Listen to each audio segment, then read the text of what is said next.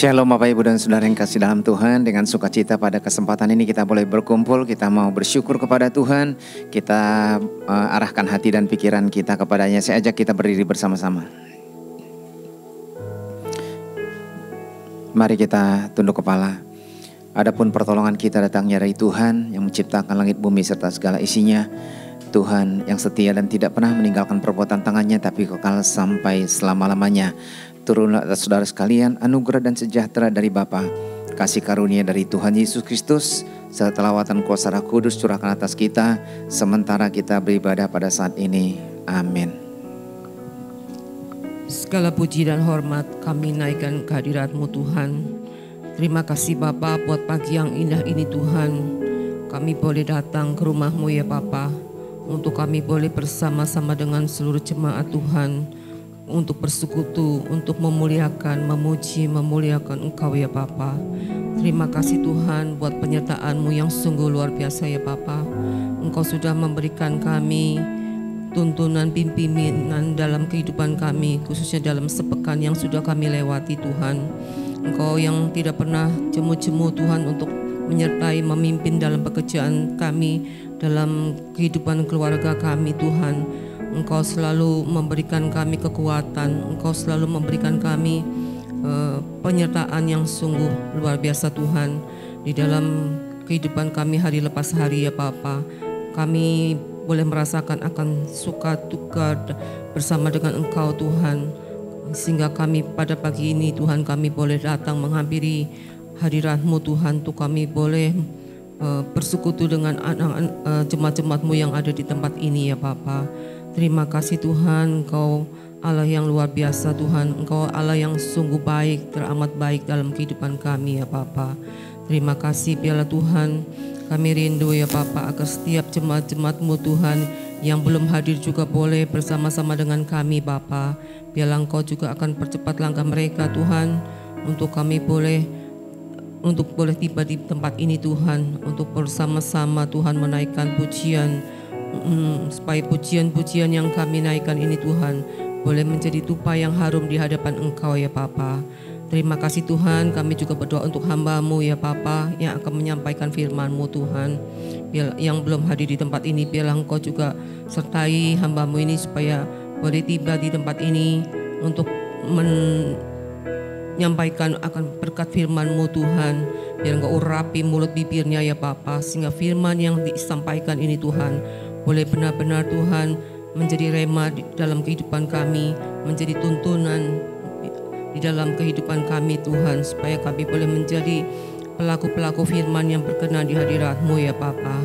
Terima kasih Tuhan, kami juga berdoa untuk setiap anak-anak-Mu yang akan melayani juga Tuhan, baik itu pemimpin pujian, untuk para singer, pemain musik, asyir kolektan, dan juga tim multimedia, serta guru-guru sekolah minggu yang ada di lantai bawah Tuhan. Kau juga urapi mereka, berikan yang terbaik ya Tuhan, supaya mereka boleh memberikan yang terbaik untuk Engkau ya Bapa. Dan juga untuk anak-anak sekolah minggu di lantai bawah Tuhan, Kau juga berkati ya Bapa. Biarlah agar anak-anak yang masih kecil ini Tuhan, mereka juga boleh mengenal akan kasih-Mu ya Bapa. Mereka boleh menjadi alat di tangan-Mu Tuhan, supaya mereka boleh memberikan dengan bahasa anak-anak Tuhan, guru-guru sekolah minggu ini Tuhan, supaya anak-anak yang masih kecil ini boleh mengenal akan firman-Mu ya Bapa. Terima kasih Tuhan, terima kasih Bapa. Kami mau serahkan akan seluruh rangkaian ibadah pada pagi hari ini ke dalam tangan-Mu Tuhan. Kau sucikan, kuduskan hati dan pikiran kami ya Bapa, supaya kami boleh layak masuk dalam hadirat-Mu. Terima kasih Bapa, terima kasih. Dalam nama Tuhan Yesus Kristus, haleluya, amin. Silakan duduk Bapak Ibu. Shalom. Ya, selamat pagi Bapak Ibu, saudara-saudari yang dikasihi oleh Tuhan. Kita bersyukur kita boleh berada di tempat ini pada pagi hari ini, dan kita akan meninggikan Tuhan. Seminggu sudah berlalu melalui apapun yang kita hadapi, yang ada di depan kita. Tapi kita percaya bahwa kita punya Tuhan Yesus yang dapat kita andalkan, yang Dia yang selalu menolong kita. Ku perlu Engkau Yesus, haus jiwaku untuk selalu menantikan-Mu. Kami percaya bahwa pengharapan kami yang di dalam Engkau itu yang menolong kami. Hanya Yesus yang kami andalkan. Ku perlu Kau Yesus, haus jiwaku menantikan-Mu. Ku percaya sepenuhnya kepada-Mu.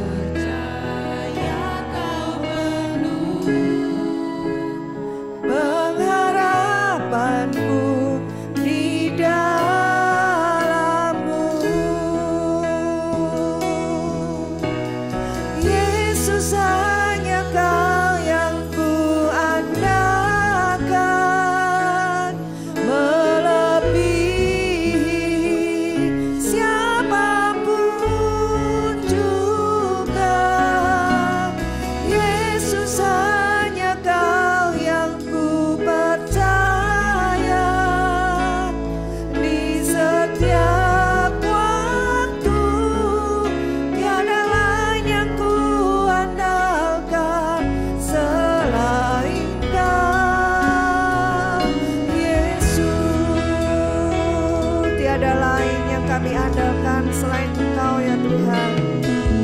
Ku perlu Engkau Yesus, haus jiwaku menantikan-Mu. Ku percaya Kau penuh harapan. Ku perlu Engkau Yesus, haus jiwaku menantikan-Mu. Saya undang untuk Bapak Ibu bangkit berdiri.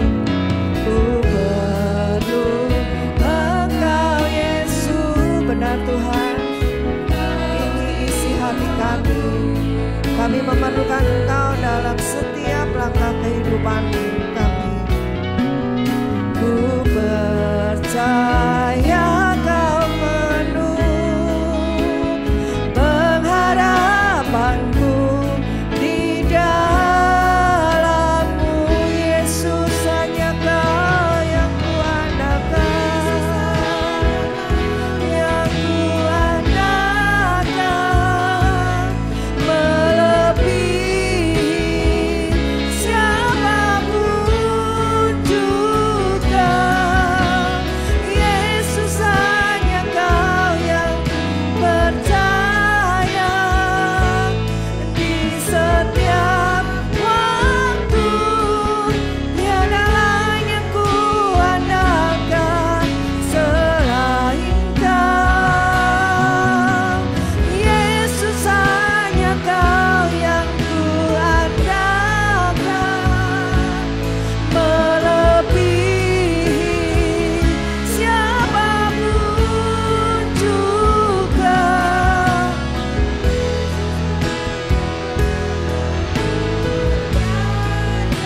Di setiap waktu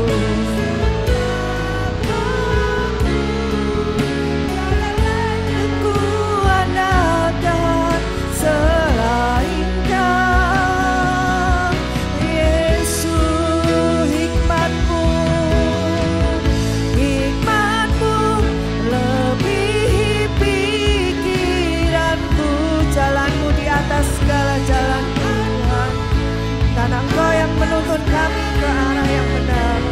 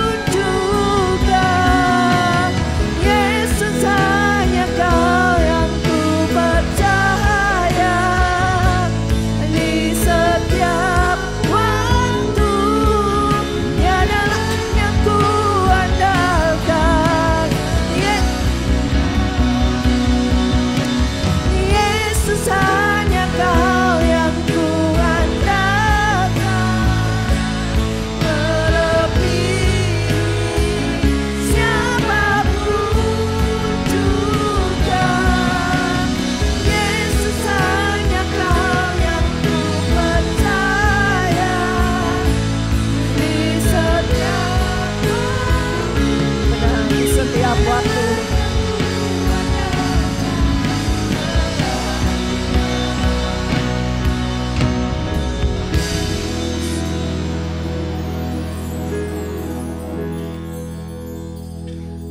Terima kasih ya Tuhan.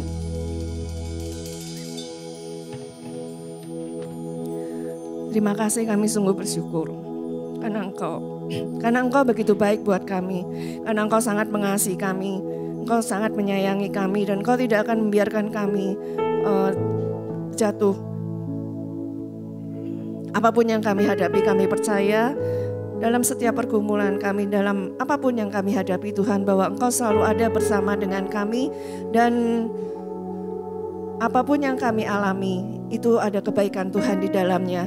Dan saat ini kami sungguh bersyukur kami boleh berada di tempat ini. Kami bersyukur kami bisa bangun, bisa menikmati hari ini, bisa datang beribadah, bisa bertemu dengan saudara-saudara seiman kami, terlebih bertemu dengan Engkau. Dan melalui waktu ini Tuhan, kami juga ingin memberikan yang terbaik buat Tuhan melalui seluruh keberadaan hidup kami. Terima kasih Bapa, terima kasih.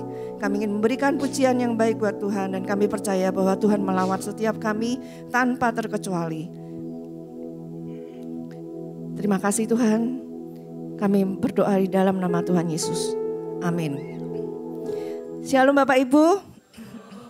Ya, kita bersyukur ya karena Tuhan itu begitu baik, dan silakan duduk. Mari bersama-sama kita akan bersukacita pada pagi hari ini. Ada mungkin sebuah pujian yang lama, tapi isinya itu sungguh indah, bahwa hari ini adalah hari yang telah dijadikan Tuhan. Mari kita bersuka. Di dalam Tuhan kita selalu bersuka, karena kita tahu bahwa kita punya Allah yang hebat, punya Allah yang dahsyat.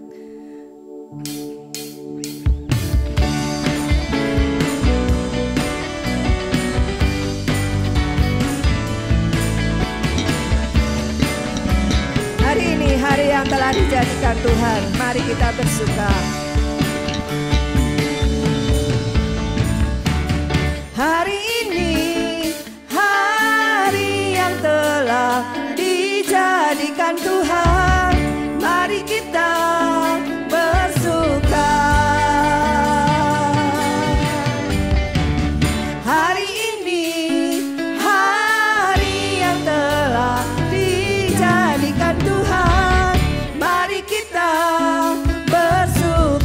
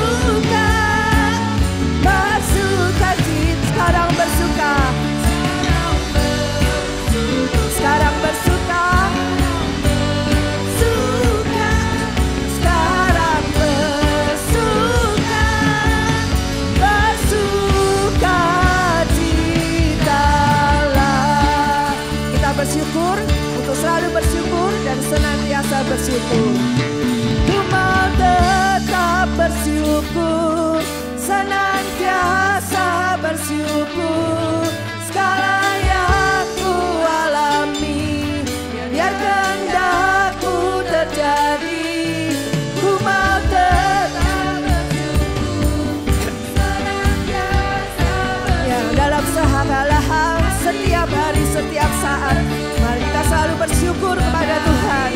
Karena Tuhan begitu baik. Ya, kita percaya bahwa hari ini hari yang terbaik. Setiap hari ini terbaik buat kita.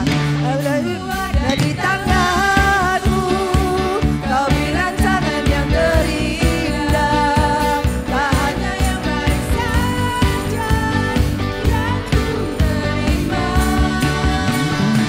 Walau tubuhku diremukkan, walau jiwaku tergoyahkan, pujianku takkan terhentikan.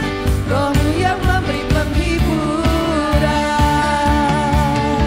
Akan ku pikul salibmu, cukuplah kasih setiamu. Ku bertahan, kau buatku teguhkan imanku. Ku mau tetap bersyukur, senantiasa bersyukur. Segala yang ku alami, yang hendak pun terjadi. Ku mau tetap bersyukur, senantiasa bersyukur. Hatiku kan bersuka, sebab hari ini hari yang terbaik. Akan ku pikul salibku, cukuplah kasih karuniamu. Akan ku pikul salibmu, cukuplah kasih setiamu. Ku bertahan, kau buatku teguhkan imanku. Akan ku pikul salibmu, cukuplah kasih setiamu. Ku bertahan, kau buatku teguhkan imanku. Ku mau tetap bersyukur, senantiasa bersyukur. Segala yang ku alami, biar kehendakmu terjadi. Ku mau tetap bersyukur, senantiasa bersyukur. Hatiku kan bersuka, sebab hari ini hari yang terbaik. Sebab hari ini hari yang terbaik. Baik, sebab hari ini hari yang terbaik.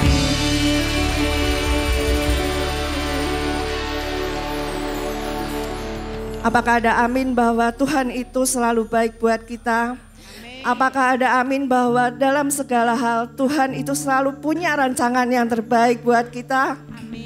Ya, kita bersyukur kita punya Allah yang sungguh luar biasa, yang membebaskan jiwa kita. Kuasa maut sudah dihempaskan, dan mari kita tetap bersama-sama menjaga supaya roh kita tetap menyala di dalam Tuhan. Nyalakan apimu.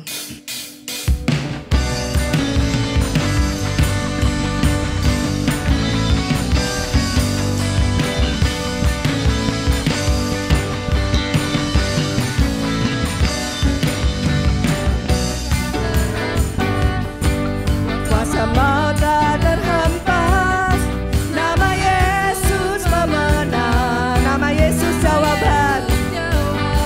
Langkah takkan terhenti,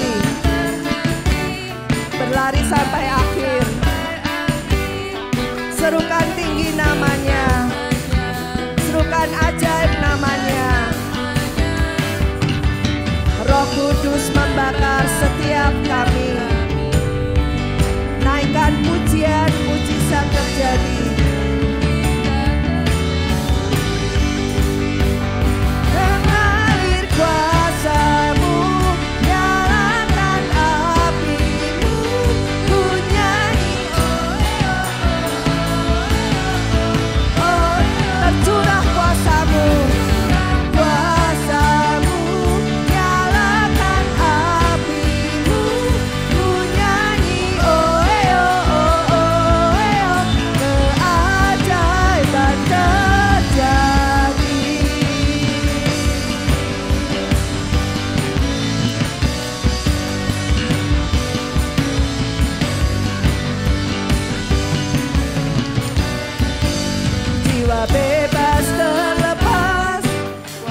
malaikat terhempas. Nama Yesus pemenang, nama Yesus jawaban. Langkah takkan berhenti, berlari sampai akhir. Serukan tinggi namanya, serukan aja namanya. Roh Kudus membakar setiap kami. Naikkan pujian mujizat terjadi, mengalir kuasa-Mu, nyalakan api-Mu, ku nyanyi oh oh oh oh oh oh. Tercurah kuasa-Mu, nyalakan api-Mu, ku nyanyi oh oh oh. Ajaiban terjadi. Ya, keajaiban terjadi karena Tuhan berada di tengah kita. Sama-sama ya. Oh oh oh oh oh.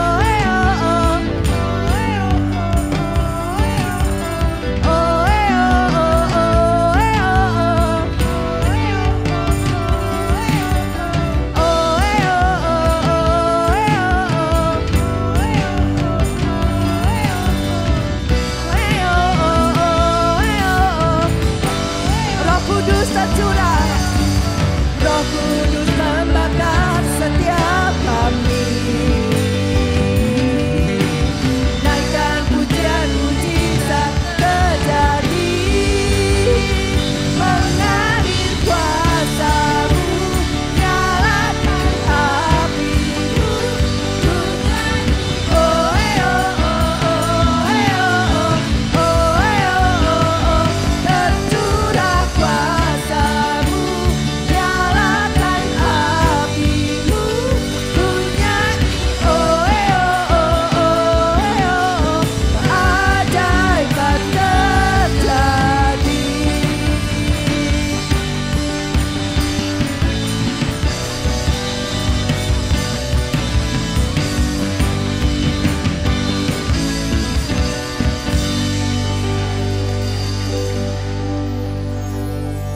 Keajaiban terjadi karena Tuhan selalu berada di tengah-tengah kita. Amin. Saat ini kita akan mendengarkan firman Tuhan.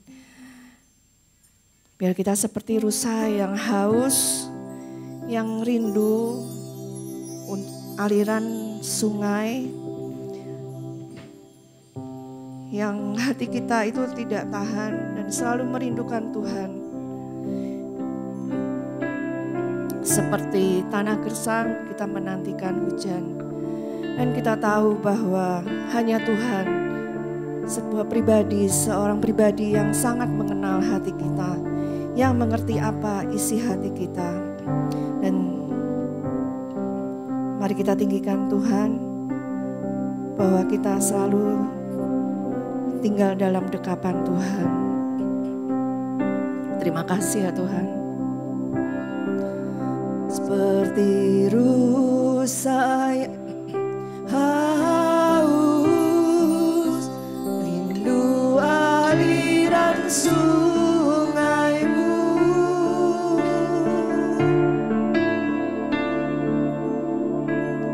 Hatiku tak tahan menunggu-Mu.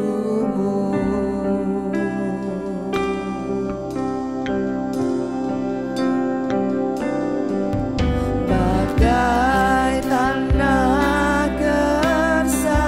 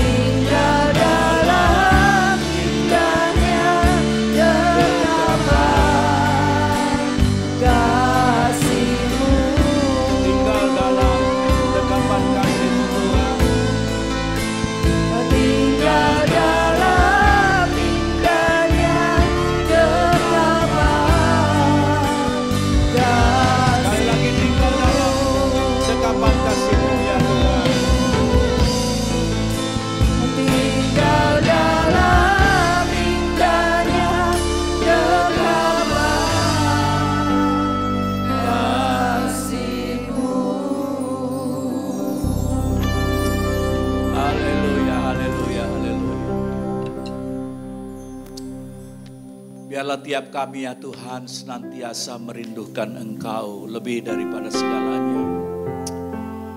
Karena di dalam Engkau kami selalu menemukan sumber yang berlimpah dan tak pernah berhenti akan kasih setia, berkat, pertolongan, bimbingan, dan rencana-Mu ya Tuhan.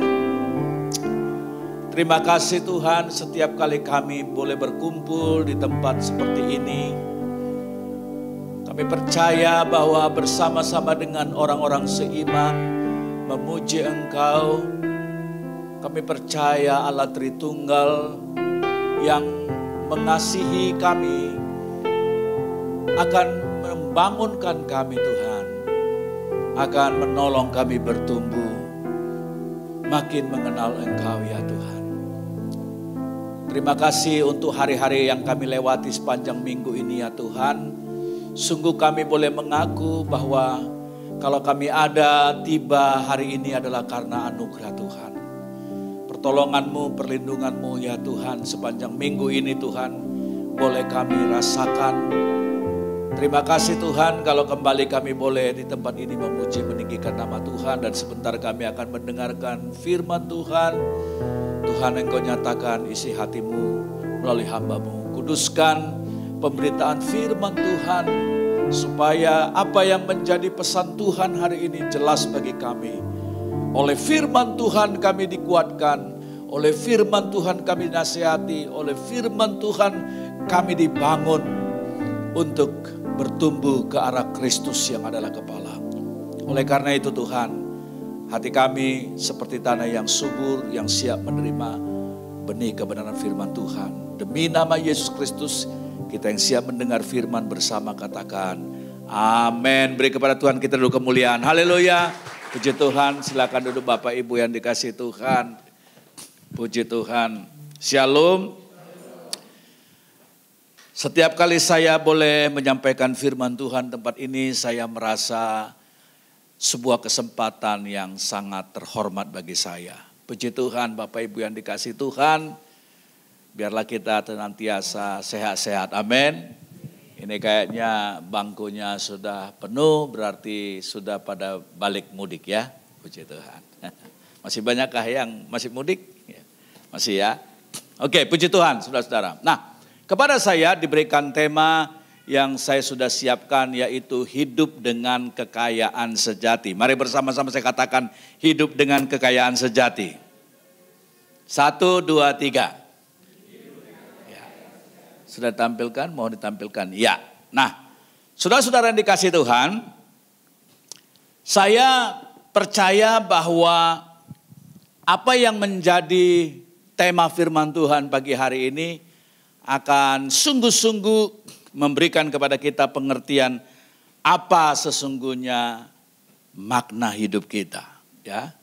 Nah, saudara-saudara yang dikasihi Tuhan, tentu kita sebagai orang percaya adalah orang yang telah ditebus dan telah menerima Kristus sendiri itu adalah sebagai kekayaan. Amin. Saudara, tidak ada kekayaan yang melampaui apapun kecuali kita mengenal keselamatan. Setuju dengan saya? Alkitab mengatakan bahwa apa gunanya engkau peroleh seluruh dunia ini kalau kamu tidak diselamatkan. So salvation is the greatest gift that we ever receive. Suatu keselamatan adalah anugerah yang terbesar yang pernah kita terima. Nah, beberapa ayat firman Tuhan yang pertama dalam Yohanes 10 ayat 10. Mari kita baca pada hitungan yang ketiga. Yohanes 10 ayat yang ke-10, kalau enggak bawa Alkitab atau lebih simpelnya, mari lihat di monitor ini. Pada hitungan yang ketiga, saya mengajak saudara untuk membacanya. Yang saya percaya ini bukan kali pertama Anda melihat ayat ini. 3, 2, 1. Pencuri datang hanya untuk mencuri dan membunuh dan membinasakan. Aku datang supaya mereka mempunyai hidup dan mempunyainya dalam segala kelimpahan. Nah, Saudara, kata pencuri di sini tentu adalah yang diilustrasikan oleh Yesus. Kita adalah dombanya, dia adalah gembala. Dan setiap orang yang tidak bersumber dari gembala itu telah mencuri. Mencuri di sini adalah kuasa iblis, kuasa kejahatan yang hanya bisa membinasakan. Tetapi kita diberikan sebuah pernyataan memiliki hidup dan hidup di dalam segala kelimpahan. Mari bersama-sama saya katakan kelimpahan. Ya. Nah, kata hidup yang dipakai di sini dalam bahasa Yunani bukan bios, tetapi zoe. Ya, saudara kalau mengenal kata biologi, itu artinya hidup secara lahiriah, secara fisik. Ya, Tuhan tidak berkata bahwa aku datang supaya mereka mempunyai bios, mempunyai kehidupan yang makmur dan berkelimpahan secara lahiriah, bukan. Tetapi dia pakai kata zoe, yaitu suatu kehidupan yang tidak sekedar kehidupan bios atau biologis. Ya.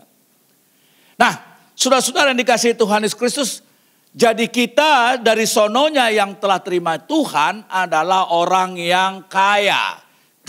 Kaya di dalam kehidupan yang berkelimpahan, bukan kehidupan yang berkelimpahan secara materi dan lahiriah, tetapi sebuah kehidupan yang diperkatakan oleh Paulus di dalam Filipi pasal 3. Dan saya nggak punya waktu untuk mengajak saudara membaca bagian ini. Tapi saya yakin bahwa saudara sudah pernah membaca bagian di mana Paulus mengatakan bahwa semua kehidupan dia yang dulu yang dia banggakan itu adalah sampah. Mari bersama-sama saya katakan sampah. Jadi Paulus sebelum kenal Tuhan Yesus, dia sangat bangga akan kehidupannya. Iya dong, dia darah biru dalam keturunan Israel, ya. Terus kemudian pemimpin agama Yahudi dari kasta yang tinggi. Dia juga adalah seorang yang sangat taat secara moral dan agamawi. Dan dia bangga. Dia pikir hidupnya sudah komplit. Tapi begitu dia mengenal Kristus, dia tahu bahwa semuanya itu sampah karena mengenal Kristus. Jadi Kristus adalah pusat kehidupan dan kekayaan kita. Amin. Nah, fakta kedua, tentu banyak fakta-fakta lain bahwa kita disebut orang kaya adalah karena dalam 2 Korintus 8 ayat 9 berkata, karena kamu telah mengenal kasih karunia Tuhan kita Yesus Kristus, bahwa ia yang oleh karena kamu menjadi miskin, sesungguhnya ia kaya itu, supaya kamu kaya oleh kemiskinannya. Jadi artinya itu bahwa Kristus rela memberikan nyawanya, memberikan segala-galanya, dan dia rela ada pada titik nadir yang paling rendah di dalam seluruh apa yang dapat diucapkan manusia tentang status yang rendah, dengan tujuan supaya kita mendapatkan kehidupan yang kaya. Amin. Supaya kita mendapatkan kehidupan yang sebenarnya. Apakah kita menyadari hal ini? Artinya saudaraku yang dikasihi Tuhan, bahwa kita tidak perlu ada di dalam sebuah situasi yang terintimidasi lagi. Ya, kita tidak bisa lagi ada dalam situasi yang minder. Kita tidak bisa lagi menjadi anak-anak Tuhan yang dihargakan hidupnya oleh Tuhan di dalam posisi yang merasa defisit kasih Allah. Tetapi kita menjadi orang yang punya confidence karena kita yang tadinya tidak dihargai Tuhan sekarang diangkat menjadi anak-anaknya. What a rich status that we have. Betapa status yang tinggi yang kita miliki. So saudara, the way you see people, cara saudara melihat orang is the same how God see them. Bagaimana Allah melihat mereka. Mungkin statusnya orang itu berbeda. Mungkin dia pembantu saudara. Mungkin dia karyawan saudara. Mungkin dia orang yang rendah jabatan dengan saudara. Mungkin dia sukunya tidak seenak saudara dan tidak sebaik saudara. Tetapi once kita kenal Kristus, semua kita orang berdosa yang mendapat kasih karunia Tuhan. Oleh karena itu kita adalah orang-orang yang kaya. Karena Dia telah memperkaya kita. Amin. Saudara, tidak ada suatu fakta yang lebih indah dari bahwa kekayaan kita adalah Kristus sendiri. Ya. Kita bisa berdiri karena kita adalah dicintai oleh Tuhan. Ya. Sebenarnya lagunya Joy Tobing dulu itu memuat pesan Kristen. Semua karena cinta, semua karena kasih, tak mampu diriku dapat berdiri tegak. Terima kasih cinta. Sebenarnya itu termaktub cinta yang dimaksudkan situ, cinta siapa lagi? Bukan cinta si laki-laki kepada perempuan, tapi cinta agape dari Tuhan. Amin. Kita bisa tegak, kita bisa berdiri karena anugerah Tuhan. Itu adalah kekayaan kita. Jadi dalam hal status kita nggak usah ragu dan bertanya lagi. Apakah Tuhan telah menghargakan hidup saya? No. Kita tidak perlu lagi ragu. Karena kita sudah diselamatkan Tuhan. Itulah kekayaan kita. Yang mau saya share sekarang dalam kehidupan kita adalah bagaimana kita hidup yang diperkaya Kristus ini menampilkan kekayaan itu. Ya. How do we show that we are as children of God? We show the righteousness of God yang kita sudah terima dalam hidup kita. Itu yang jauh lebih penting. Pertama-tama kita sendiri dulu harus yakin fondasi kita. Makanya saudaraku, di gereja-gereja tertentu, dan saya sangat fully recommended, jemaat Tuhan itu begitu dia masuk gereja, dia harus dibaptis. Dan setelah dibaptis apa? Dia harus belajar what is Christianity all about. Apa sih sebenarnya kekristenan itu? Salah satu yang dia harus selesai dan lulus adalah apa? Dia harus tahu fondasi atau pelajaran fondasional yang mendasar tentang keselamatan di dalam Kristus. Kenapa itu perlu dulu? Supaya kita tahu di mana letak kita. Nah, setelah kita itu telah diperdamaikan dengan Tuhan, sekarang kita tidak bisa take for granted bahwa kekayaan itu adalah milik kita. Ya, tidak. Itu sesuatu yang harus kita share. Nah, saya akan share kepada saudara satu bagian firman Tuhan dalam Pengkhotbah 11 ayat 1-4. Mari kita lihat bersama-sama. Pengkhotbah 11 ayat 1-4. Yaitu sebuah kehidupan yang berbagi. Mari bersama-sama saya katakan kehidupan yang berbagi. Nah, setelah kita memiliki kekayaan akan status kita dalam Tuhan, Pengkhotbah 11 ayat 1-4 berkata, lemparkanlah rotimu ke air, maka engkau akan mendapatkannya kembali. Setelah itu, berikanlah kebahagiaan kepada 7 bahkan kepada 8 orang, karena engkau tidak tahu malapetaka apa yang akan terjadi di atas bumi. Bila awan-awan sarat mengandung hujan, maka hujan itu dicurahkannya ke atas bumi. Dan bila pohon tumbang ke selatan atau ke utara, di tempat pohon itu jatuh, di situ ia tinggal terletak. Siapa senantiasa memperhatikan angin tidak akan menabur, dan siapa senantiasa melihat awan tidak akan menuai. Nah, saudara, sedikit mengenai pengkhotbah. Pengkhotbah adalah kitab, salah satu kitab dari apa yang disebut dengan sastra dalam Alkitab. Dan oleh karena itu, kadang-kadang begitu banyak orang Kristen sulit memahami kata-kata yang dari kitab sastra. Seperti misalnya Kidung Agung, Ayub, kemudian Pengkhotbah, juga Amsal. Itu kadang-kadang kita agak kesulitan karena dia punya perkataan-perkataan yang lepas-lepas dari konteksnya. Tetapi kita akan mencoba apa sebenarnya yang diilustrasikan oleh pengkhotbah ini tentang melemparkan roti ke air. Saudara, apa arti hidup yang mempunyai kekayaan sejati menurut pengkhotbah ini? Ya. Kita akan lihat bersama-sama. Saudara yang dikasihi Tuhan, apa yang dimaksudkan? Nah, yang pertama saudara, bahwa melempar roti ke air. Ya. Saudara, kita disuruh melempar roti ke air. Nah, roti itu adalah lambang Dalam Alkitab bahasa Ibrani itu lehem. Mari bersama-sama saya katakan lehem. Nah, ini adalah metafora atau ilustrasi gambaran sastra yang berbicara soal kehidupan. Waktu kita mengatakan Bethlehem,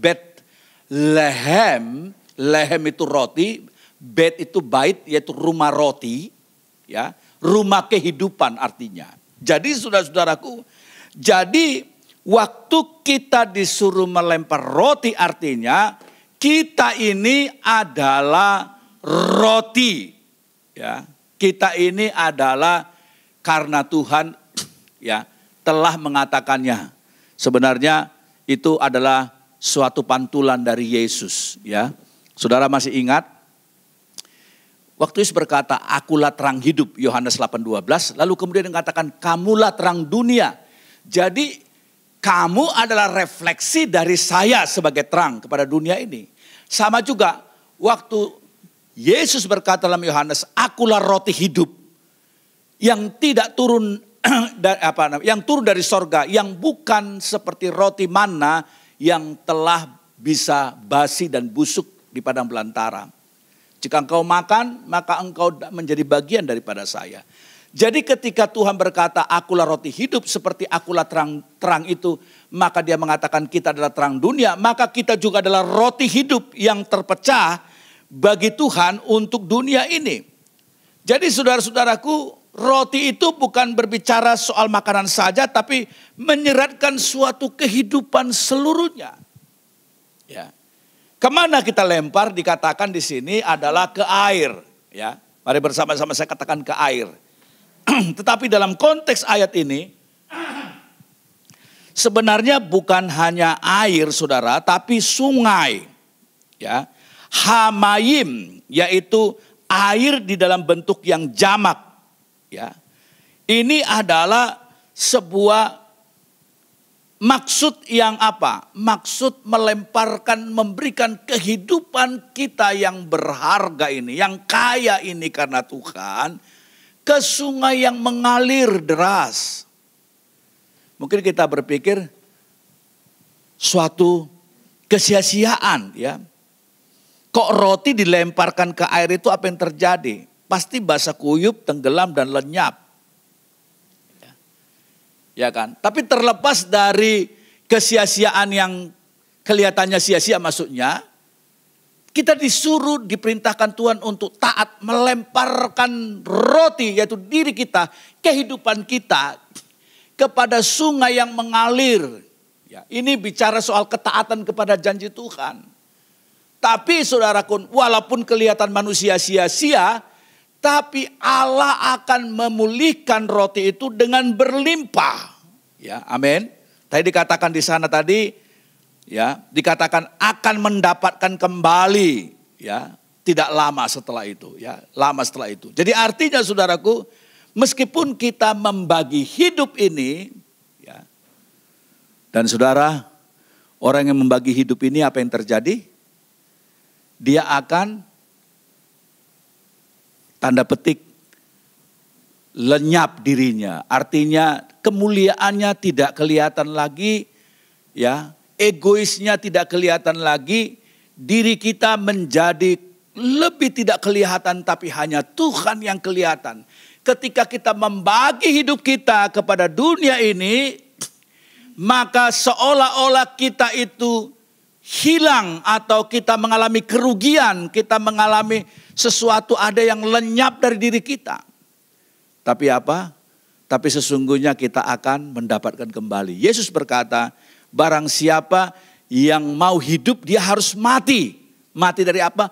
Mati dari egonya, mati dari ambisi-ambisi dunianya, mati terhadap self-centernya. Ya. Nah, saudara-saudara, membagi hidup ini gak mudah saudara ya. Saya punya pengalaman bagaimana saya membagi kehidupan saya. Ya. Karena roti itu adalah lambang dari kehidupan. Jadi yaitu bicara roti itu bukan hanya kehidupan biasa, tapi ya gaya hidup kita, arah hidup kita, tujuan hidup kita. Ya. Dan kita yang kita rindukan dalam kehidupan ini apa? Maunya kita stabilitas, aman, tentram, enggak mau diganggu, enggak mau rugi.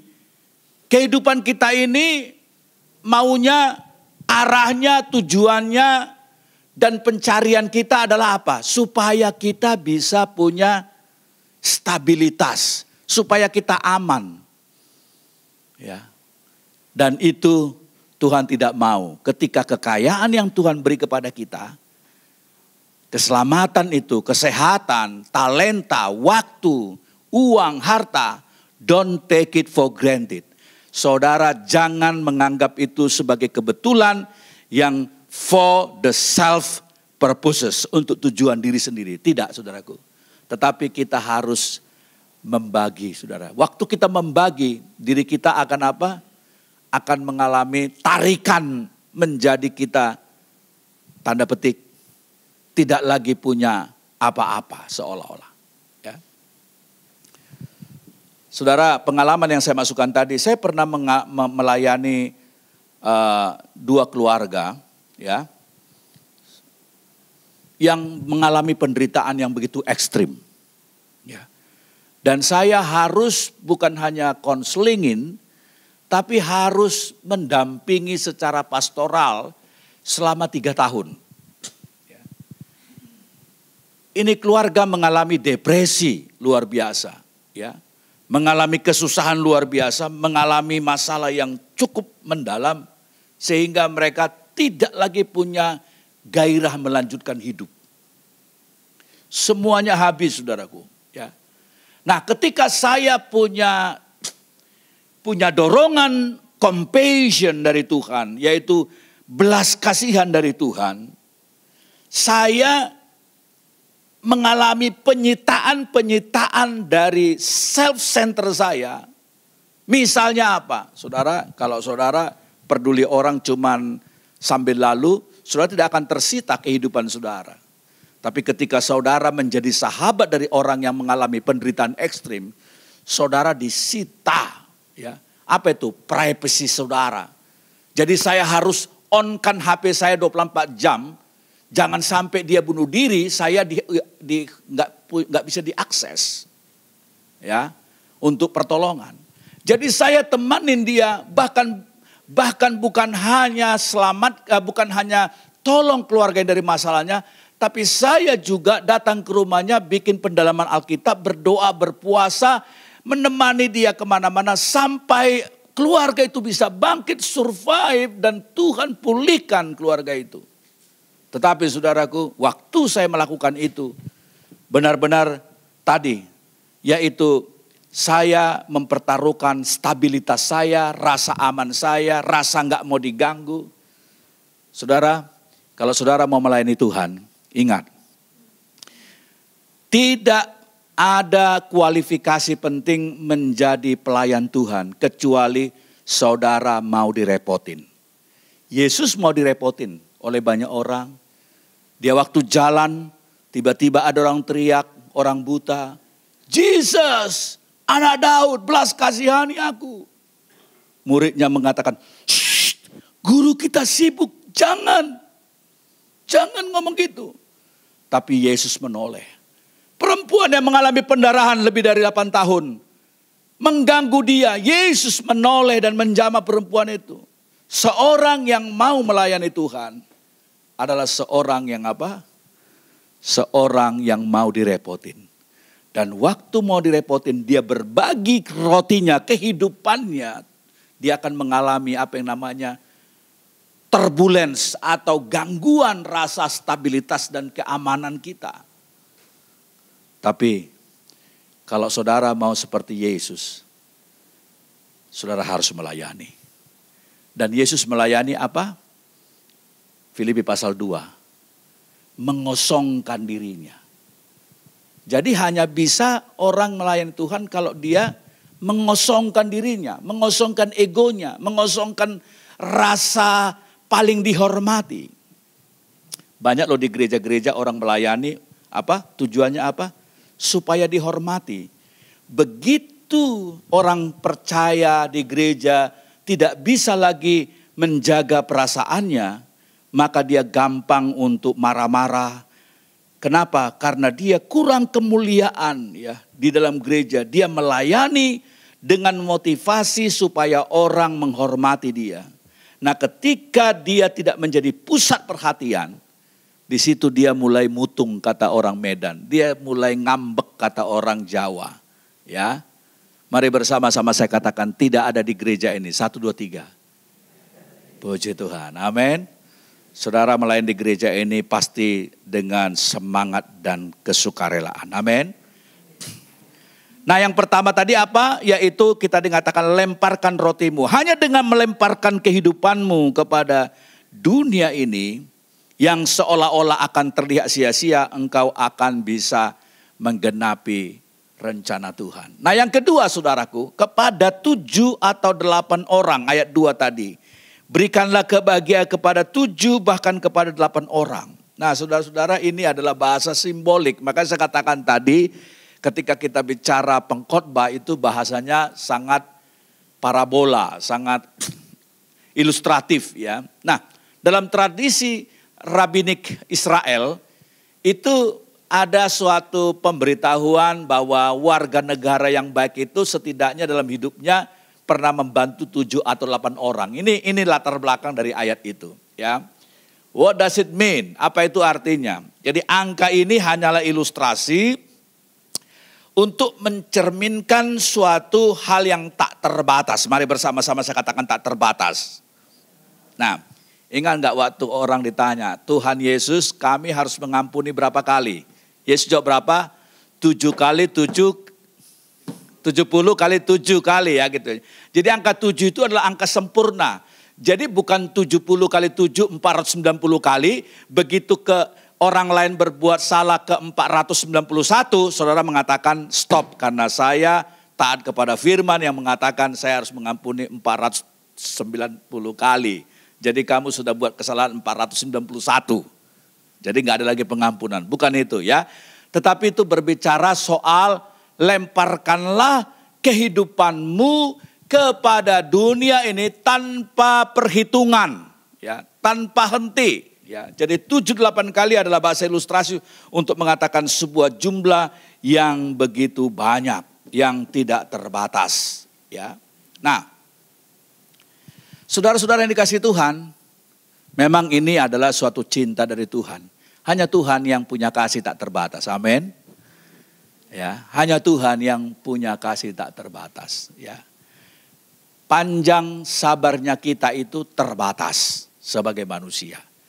Kadang-kadang, ya, kita ini mendengar suatu kesaksian bagaimana karena kesabarannya maka suaminya bertobat. Tapi nggak semua orang punya kesabaran. Ya, nah, saudara-saudara, saya memperhatikan bahwa kalau kita membagi kehidupan itu jangan pamrih. Mari bersama-sama saya katakan jangan pamrih. Ya, saudara pernah enggak mencintai dan mengasihi seseorang itu tanpa pamrih dan tanpa lelah? Hanya ada 2 kemungkinan. Ya, dia famili saudara yang benar-benar saudara kasihi, atau memang Tuhan memberi saudara ekstra kekuatan untuk mencintai tanpa pamrih. Ya.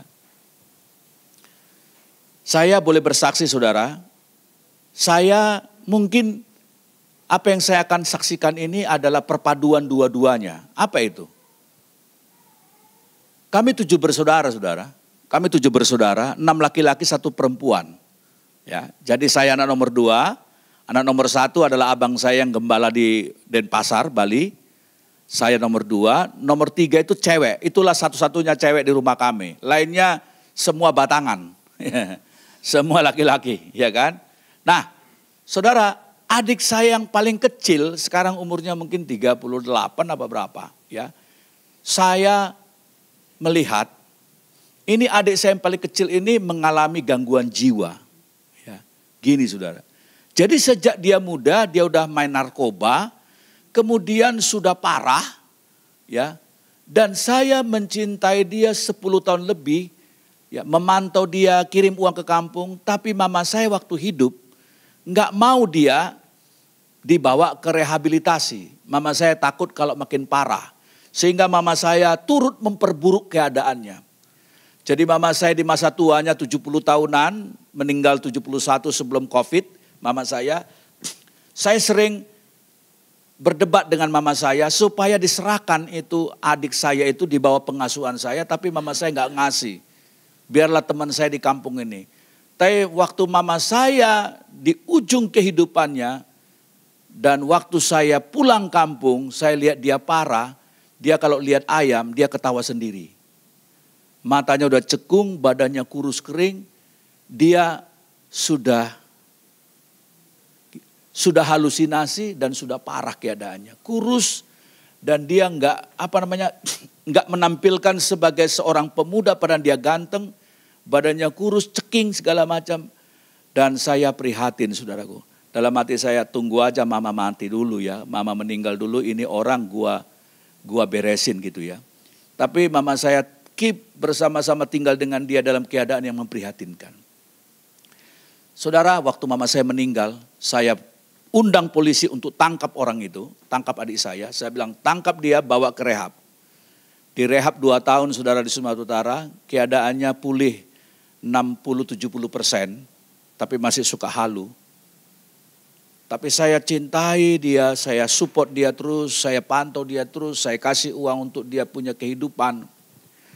Dan saudara, saya ambil dia dari panti, saya bilang sama abang saya di Bali, tolong di mentor ini, bantu-bantu pelayananmu. Dia pun jemput-jemput jemaat, dia juga main gitar di gereja, tapi masih suka hang, keadaannya 80%.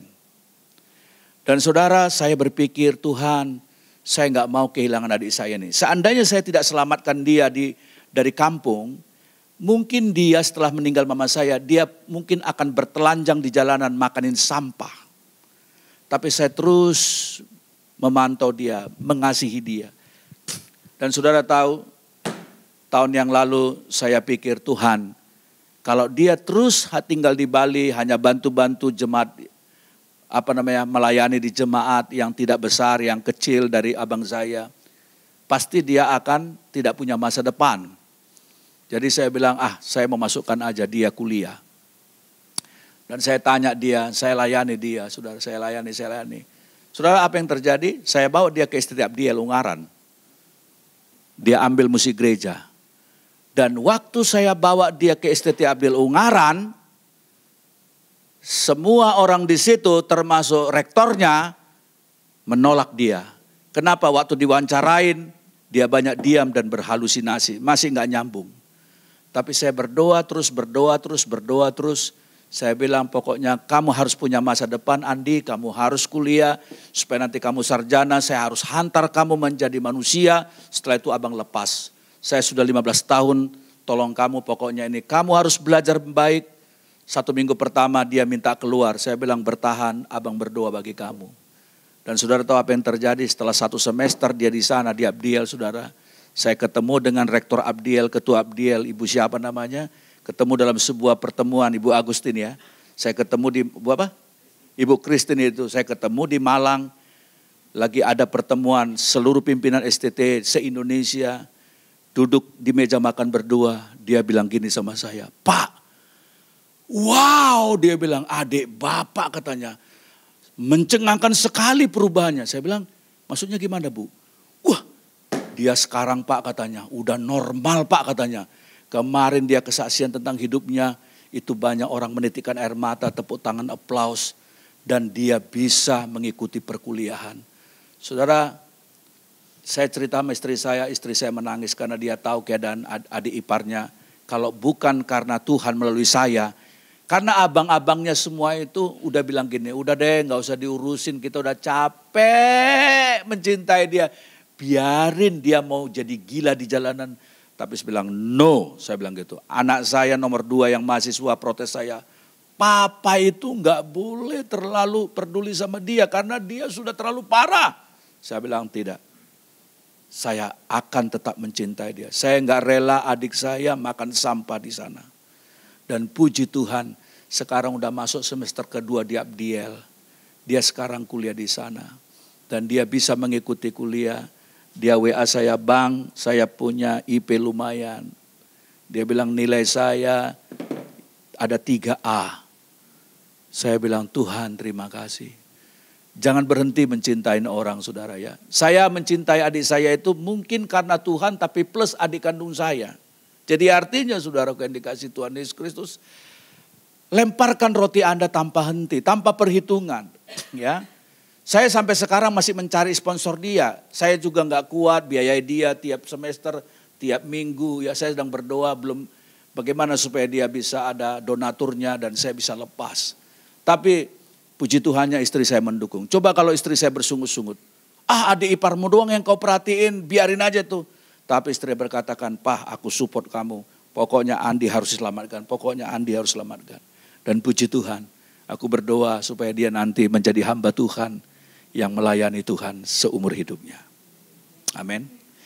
Nah, saudara-saudara yang dikasih Tuhan, yang terakhir saudaraku, dikatakan oleh pengkhotbah ini ayatnya yang ke-3a, yaitu dan ke-4 dikatakan, bahwa ada satu kata-kata yang diucapkan oleh bagian pengkhotbah ini dikatakan, bila awan-awan sarat mengandung hujan, maka hujan itu dicurahkannya ke atas bumi. Jadi kalau sudah awan itu penuh dengan air, maka dia secara alamiah akan mengguyur saudaraku. Itu dah alamiah. Makanya kalau kita lihat, kalau awan sudah menghitam ya, seperti hari-hari ini kita melihat betapa awan itu sudah gelap sekali ya. Dan kita bilang ini pasti mau hujan ini ya. Dan kehidupan yang juga dipersembahkan kepada sorga akan nanti berkumpul di awan kemuliaan Tuhan dan akhirnya pecah mencurahkan berkat kepada semua kita yang membagi hidup ini. Amin. Ya, itu adalah suatu proses alamiah. Barang siapa yang mencintai akan menuai cinta. Barang siapa yang berkorban akan mendapatkan berkat dari Tuhan. Barang siapa yang membagi hidup akan memiliki suatu kehidupan yang diperhatikan oleh orang lain. Minggu lalu saya berkhotbah tentang hukum tabur tuai. Kalau kau menabur yang baik, Yesus berkata, apa yang ingin orang lain perbuat bagimu, kau harus perbuat. Kalau kau tidak suka orang kurang ajar sama kamu, jangan kurang ajar sama orang. Kalau saudara itu tidak mau ditipu, jangan menipu orang lain. Tetapi kalau saudara mau membagi hidup saudara seperti roti yang terpecah, maka dikatakan seperti awan yang sudah penuh dengan air akan jatuh, akan mencurahkan berkatnya kepada kita. Dan yang terakhir saudaraku, ayatnya yang keempat, ya, yaitu dikatakan di sini mengenai kapan kita membagi hidup kita. Kapan kita melemparkan roti kita ke air. Dijawab di sini saudaraku di dalam ayat 4, ayat 3b maksudnya pertama, yaitu bila pohon tumbang ke selatan atau utara, di tempat pohon itu jatuh, di situ ia tinggal terletak. Ayat 4, siapa senantiasa memperhatikan angin, enggak akan menabur. Dan siapa yang senantiasa melihat awan, tidak akan menuai. Jadi jangan tunggu-tunggu kapan waktu yang tepat. Ya, kadang-kadang kita menyalahkan situasi. Wah, ini awannya tidak tepat untuk menabur ini. Ya, maksud saya menuai. Oh, ini anginnya sekarang terlalu kencang, enggak bisa menabur benih. Ya. Keadaan ekonomiku sedang tidak baik, keadaanku tidak baik. Ya, jadi kita melihat saudara, kita seringkali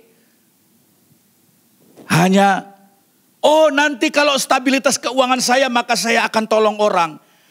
Nanti kalau keadaan saya baik maka akan saya berbagi hidup saya, roti saya. Tapi ingat, sampai Yesus datang kedua kali, saudara tidak akan pernah bisa memberikan kekayaan yang Tuhan ada padamu, potensimu, dirimu, kalau saudara hanya berpikir seperti itu.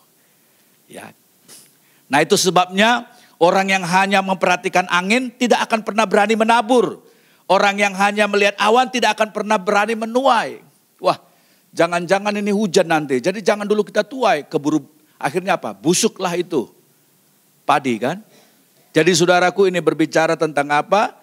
Bahwa ini berbicara bahwa tidak ada menunggu waktu yang tepat baru kita bisa menggenapi janji Tuhan. Saya undang pemusik maju ke depan. Tidak ada waktu yang tepat dan keramat, tetapi setiap waktu adalah tepat. Amin. Kadang-kadang kita juga bertanya sama Tuhan. Tuhan, aku kan lagi ada masalah. Kok ada orang datang punya masalah minta konseling dengan saya. Boro-boro nolong dia. Saya sendiri sekarang ini ada dalam keadaan yang terpuruk. Tapi kadang-kadang memang justru yang manis itu datang dari nasihat yang hidup sedang tidak baik-baiknya, tapi kita memberi diri kita. Bukan pada waktu angin yang tepat baru menabur dan awan yang tepat baru menuai. Jadi kapan? Setiap saat. Nah, saudara-saudaraku, firman Tuhan hari ini bahwa kekayaan yang sejati itu adalah hidup yang mentaati perintah Allah, karena Allah telah memperkaya kita. Amin. Tetapi bukan hanya perintah, tapi ada janji di dalam kehidupan kita. Kepada perempuan Samaria dalam Yohanes 4 ayat 13-14, Yesus berkata begini, barang siapa minum air ini, dia tidak akan haus lagi. Tapi barang siapa minum air yang akan kuberikan kepadanya, ia tidak akan haus lagi selama-lamanya. Sebaiknya dia akan menjadi mata air yang memancar terus sampai hidup selama-lamanya. Amin. Jadi saudara, kita sudah ditebus oleh Tuhan. Mungkin saudara berkata, sebagai penutup ilustrasinya ini adalah, mungkin saudara berkata begini, terlalu banyak masalah, yang mana dulu yang akan saya tolong? Satu kali ada seorang pemuda memungut starfish di pantai yang terdampar. Ada puluhan ribu starfish atau ikan bintang yang hampir mati terdampar di pantai. Lalu si pemuda ini mencoba menyelamatkan satu-satu. Dia ambil starfish itu, dia lempar ke laut lagi, dia ambil satu lagi, lempar. Dari kejauhan ada seorang memperhatikan ulahnya dan geleng-geleng kepala. Itu crazy. Dia datangin pemuda itu. Dia berkata, anak muda, sadarkah engkau bahwa apa yang kau lakukan adalah sebuah kebodohan? Lalu anak muda ini berkata, kenapa kau mengatakan kebodohan? Kamu melempar satu-satu. Lihat ini ada puluhan ribu sepanjang kiloan meter pantai ini starfish. Tapi pemuda itu berkata, saya tidak peduli berapa juta pun starfish yang terdampar di pantai ini. Tetapi setiap kali saya mengambil satu, saya lemparkan ke laut, saya mengatakan ini kehidupan. Ini kehidupan. Ini kehidupan. Saudara, mungkin menggunung tantangan di sekitar kita, banyak hal yang mau ditolong, banyak orang yang memiliki defisit dan segala macam. Sehingga kita berkata, lebih bagus tidak usah karena sama saja menggarami laut. Tapi kalau kita memulai dari apa yang Tuhan telah perkaya dalam hidup kita, maka kita memberikan kehidupan bagi orang lain. Amin. Saudara, karena pelayanan saya habis ini ke Tomang, saya minta pamit. Kita akan nyanyi dulu sebelum saya serahkan mimbar ini kepada hamba Tuhan, Pak Walman. Kita akan nyanyi satu lagu yang lama, ya, yang mengatakan, biarlah aku roti yang terpecah bagimu, ya. Gimana lagunya itu? Biarlah aku anggur yang tercurah bagimu, ya. Aku mau jadi roti yang terpecah bagimu. Aku mau jadi anggur, aku mau jadi anggur yang tercurah bagimu. Aku mau jadi saksi melakukan firman-Mu, melayani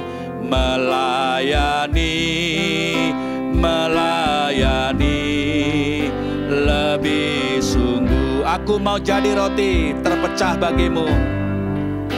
Aku mau jadi roti yang terpecah bagimu. Aku mau jadi anggur. Aku mau jadi anggur yang tercurah bagimu. Aku mau jadi saksi melakukan firman-Mu, melayani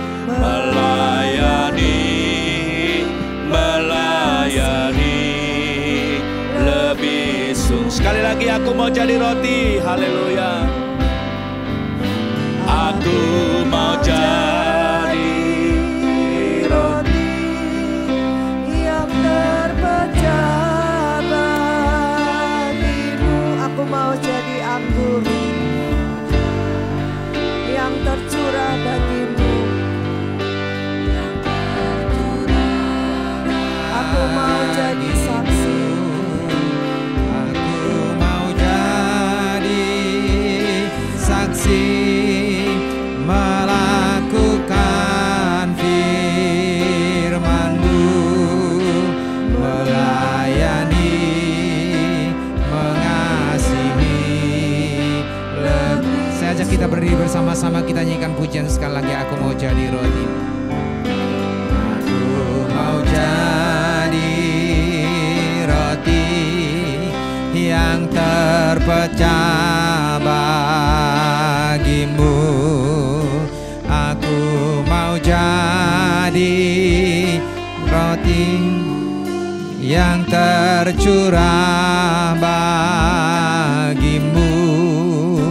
Aku mau jadi saksi melakukan firman-Mu, melayani, mengasihi lebih sungguh.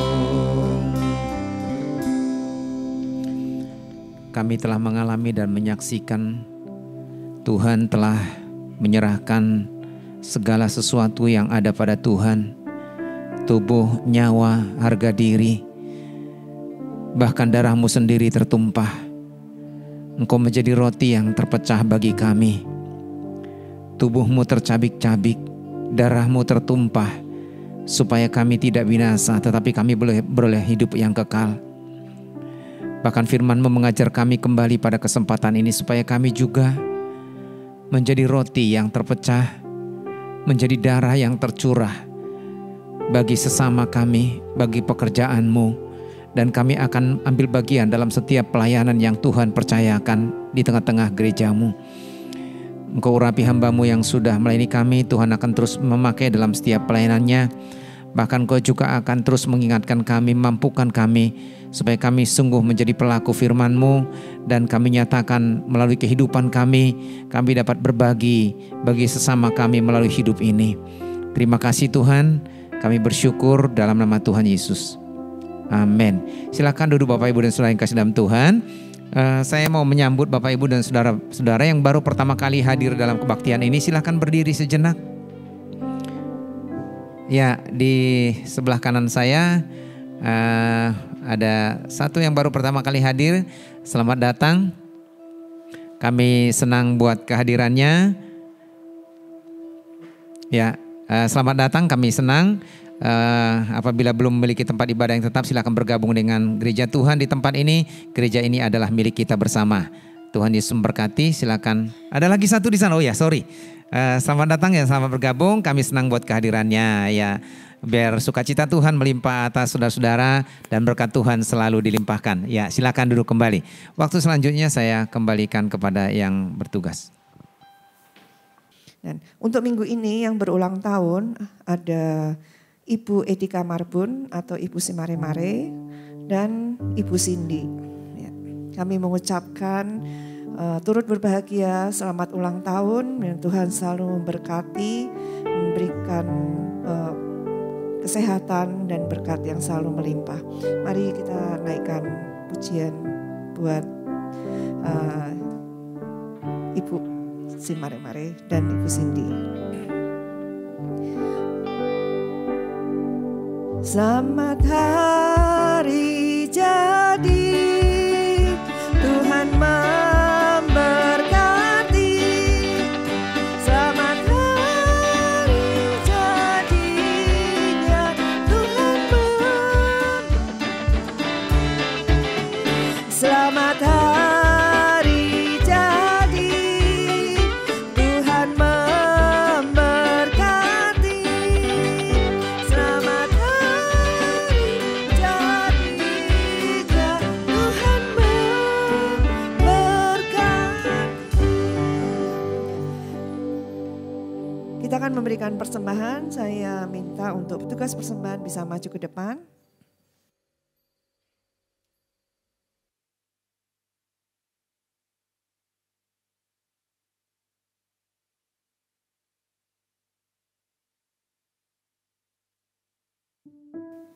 Doa persembahan akan dipimpin oleh Ibu Laura.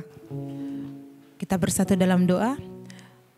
Terima kasih Bapa di surga buat segala kebaikan dan kemurahan Tuhan bagi kami. Terima kasih Tuhan untuk kebenaran firman-Mu. Biarlah Tuhan firman-Mu boleh tertanam dalam-dalam di hati kami dan kami boleh melakukannya di dalam kehidupan kami. Bapa yang baik, sebentar kami akan memberikan persembahan. Biarlah Tuhan Kau sucikan, kuduskan persembahan kami ini untuk menjadi berkat bagi kemuliaan nama-Mu Tuhan. Terima kasih Bapa Tuhan. Terima kasih ya Yesus. Amin. Bersuka dalam Tuhan.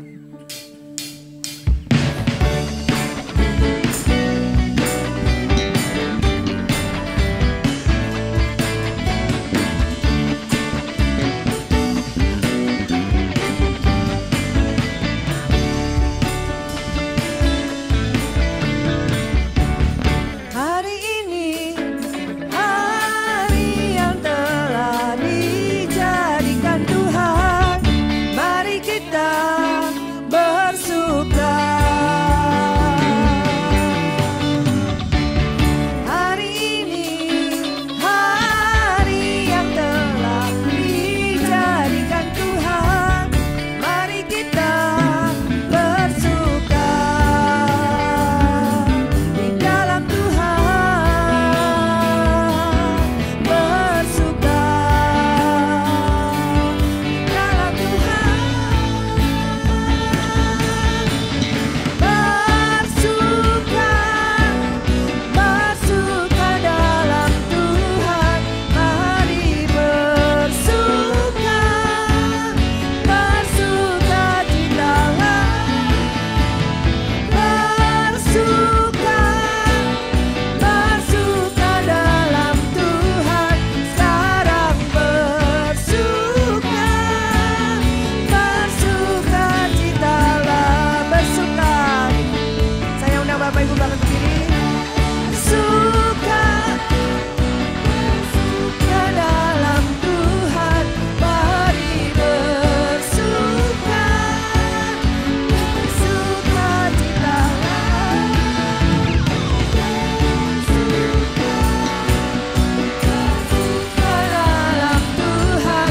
Sekarang bersuka, sekarang bersuka, sekarang bersuka, bersuka citalah.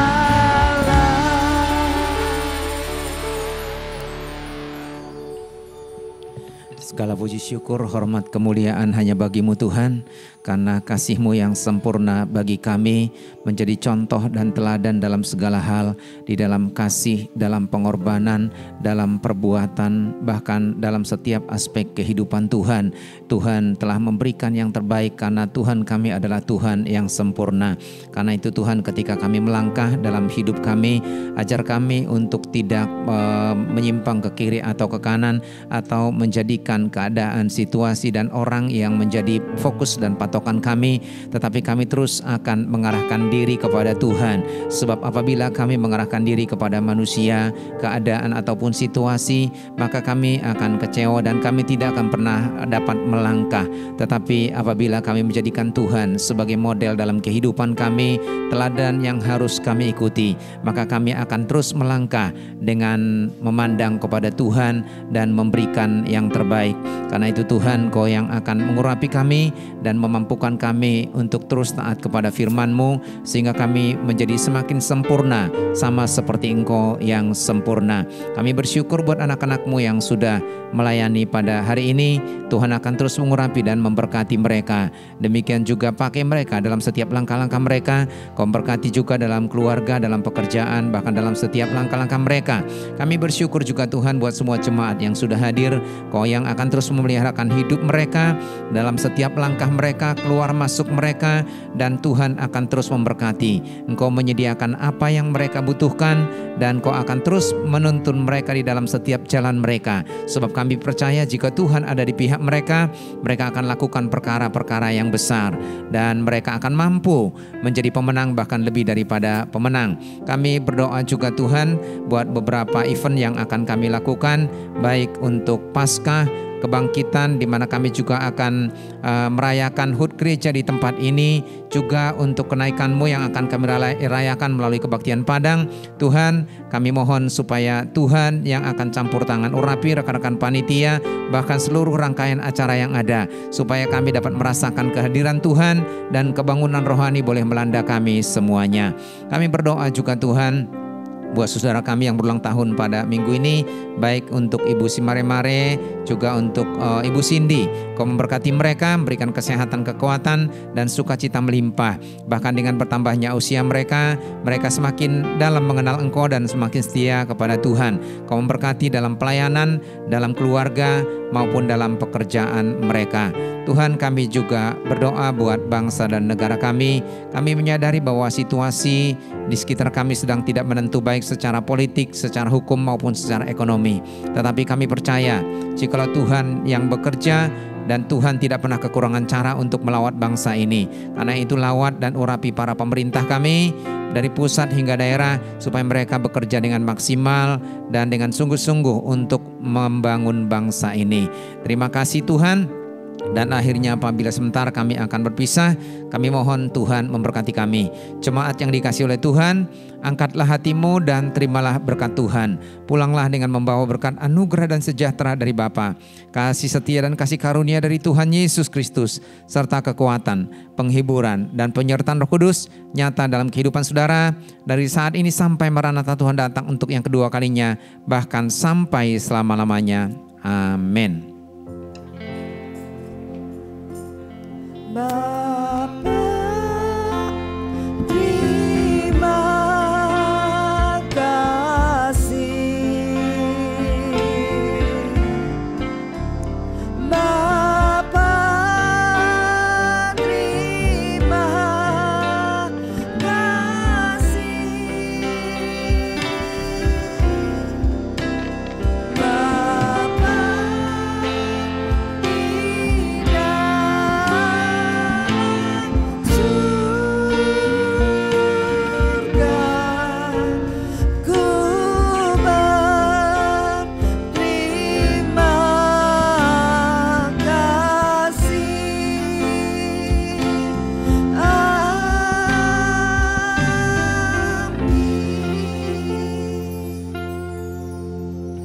selamat hari Minggu, Tuhan Yesus memberkati kita semua.